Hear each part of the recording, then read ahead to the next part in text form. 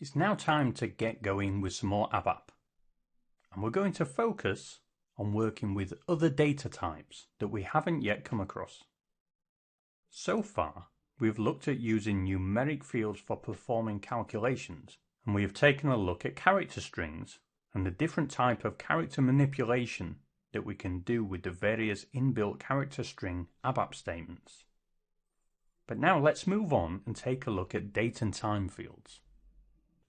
So before we start, let's go into the ABAP editor and get ourselves a brand new program to start with. So we will execute transaction SE38.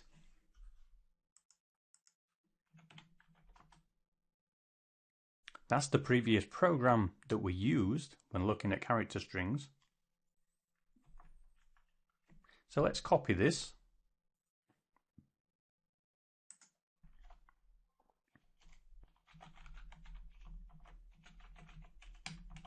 And we'll call this Z other data types.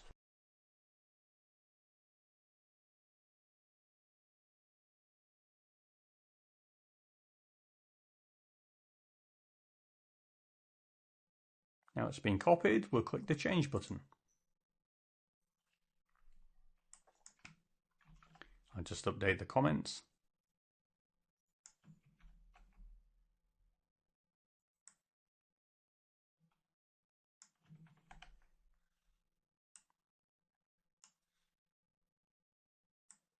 And let's get rid of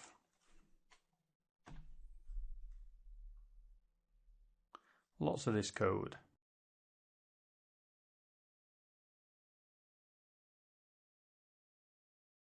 Date and time fields are not defined as numeric data types, but are instead defined as character data types. They are really just character strings that can be used in calculations. And this is made possible by the inbuilt automatic data type conversions that we have already discussed in a previous module.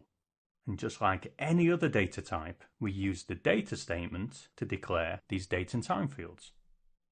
So if we focus first on the date field, we will use a data type of D, which is always defined as 8 characters, with the first 4 characters representing the year, the next 2 the month, and the next 2 the day. So we would write it, we give it a name, my date, type D.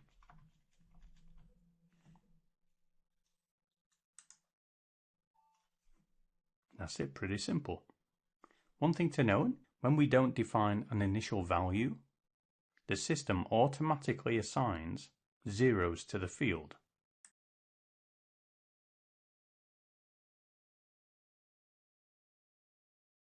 When you do want to assign an initial value, just like any other field, we use the value addition.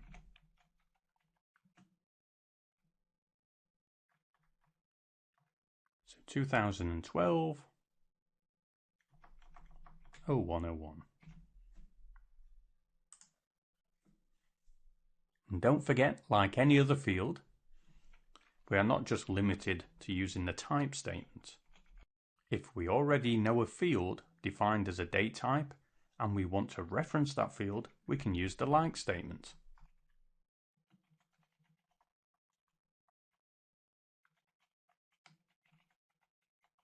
So what's this one, SYDatum? Well, this is a system variable that always holds the value of the system's date. So the MyDate2 field, we're defining it the same as the SYDatum field.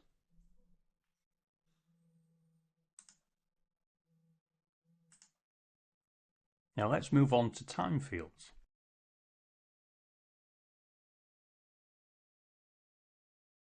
As you know, I don't like excessive typing.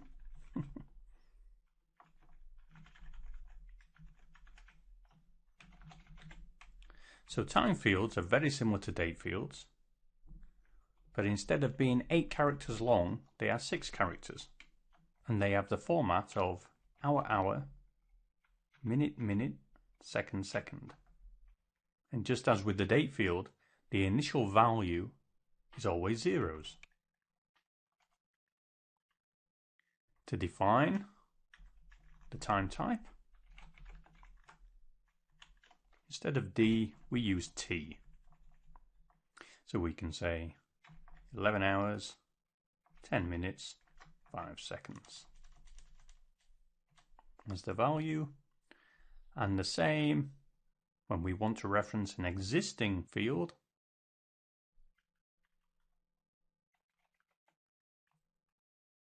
We will use the system time field, which is sy-uzeit.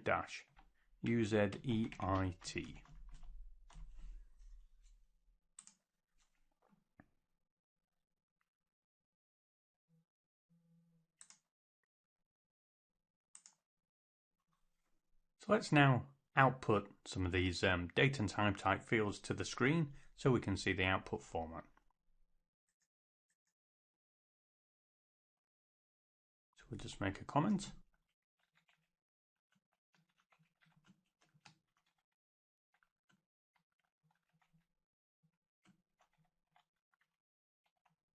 And then we'll use the write statement with the chain command. So we'll output the first date, then on a brand new line, day number 2, then my time on a brand new line, and my time 2. And then we'll finish it with an underline statement.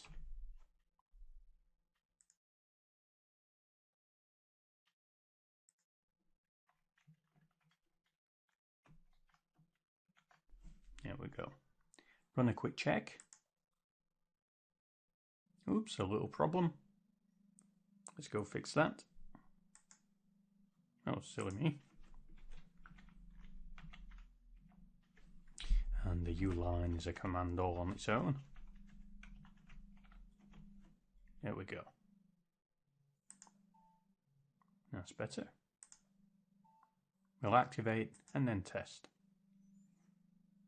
So the output is showing us 4 fields. The first one contained the value of the date that we keyed in the data declaration part. And we can see it's the 1st of January 2012. But remember how we keyed it in a reverse order? We did 2012-0101. Well, the write statement applies its own formatting. And as we discussed in one of the previous modules, you can format the output as you like with the write statement.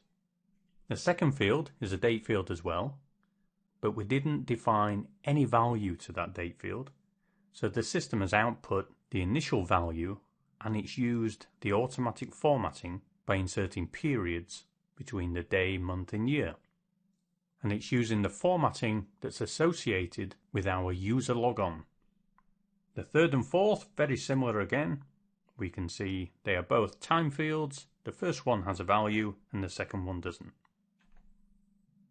So now let's move on and see how we can use the date and time fields in calculations.